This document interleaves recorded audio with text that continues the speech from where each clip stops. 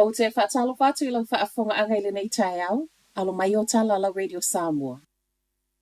O se taimi o le nei tausanga, le aloa ia I le swinga wanga I mai, I le tau e tutongi mō laisene avita avale. O le swinga le nei o nisi o laisene o le apa u le tau, a o nisi o le alu I lunga.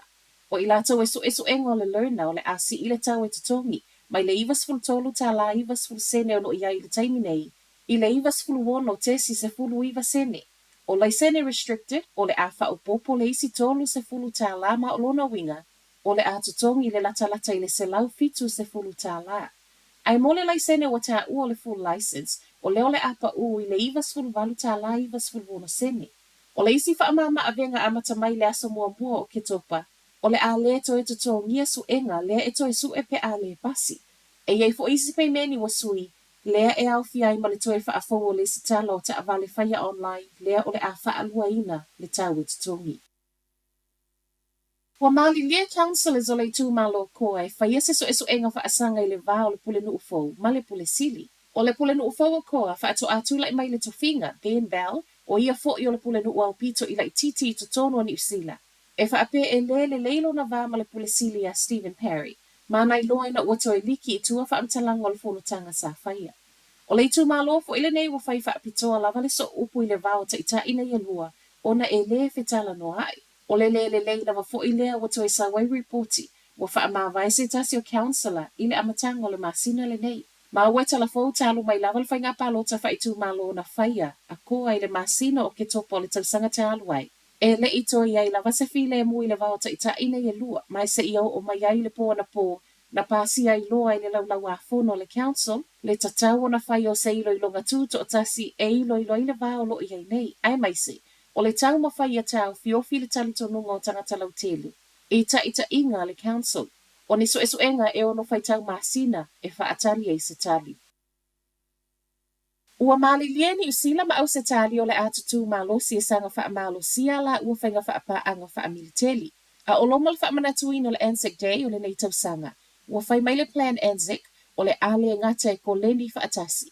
Ai o le atutu whaatasi fo ia pui pui ale no nofo whaavau malo. Pe I taimi o mala whaanatura e mo o miai le fesoasoani. Ta ua mai ei fo I wa whaava aini usila ma au se tali e ngā lulu e maisi atunu o Pasifika e pe o fiti. A wala taimi o no tutupu ai mala whaanatura. O se fuafuanga fo I o le apena fiti ai, I le leo na whaasoa o le oa e le ngata I lo la ua lava vā, ai whaapea isi atunu o Pasifika. O le uto e fo I tangata I no nofo e le whale te le valu fo ngā whale ni makeri au kilani lea na mua na nafi. O le mule nei na tāpuni a whaafua se I ai ma le train station in Newmarket, mō na I tūla, mana a whiai ma wheo inga, a le to a tele I le taulanga na nafi. Mai la wauli na ave e sea whaamalosi mai ei lato I no nofo I apartments nei, o lea whaato ato e whaatanga na po I le mai ai o ngā luenga le ofiso tīnei mō. Ai mai seuso esu enga e mauti noa wa malu atoa le whale I le nofo. O le basement o le whale lea na amata mai ei le mu, ma e ui e le I whai ngofia ngā luenga na nafi ona o le tau ma whai e au mai umai whafo tangata. E whaafetai ai le eise isi na awhiai. Whai watu I tala mai Amerika, ma liu lea le I tala vau mai whai ngā TikTok ma uato e la patai mai ei ona mātua I tangata. E aua na I whaataitai I ai. O Jacob Stevens o Ohio I Amerika I whaapeo lea na ia whai ase tasio challenge I lunga le TikTok o loo whai mai ei tangata. E inu le o atu le se fulu whafua la au o ta ua Benadryl, ma o le ova o le fua la au wa le ma whaina tatali le tino na toi tili ai le whale mai. Ai ele I umalona soifua e ono aso sa tau wha mana vai. O le challenge le nei wa whai tau tau sanga ta alona sala lau I lunga le TikTok.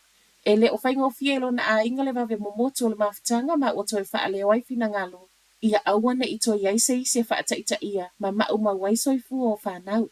O le tali isfulu tolu tau sanga o maliu, e whaape o lea sa ia whaia le challenge a o iai I lona a inga I luma wana wō. O tala na o le nei tai au, manuia le aso.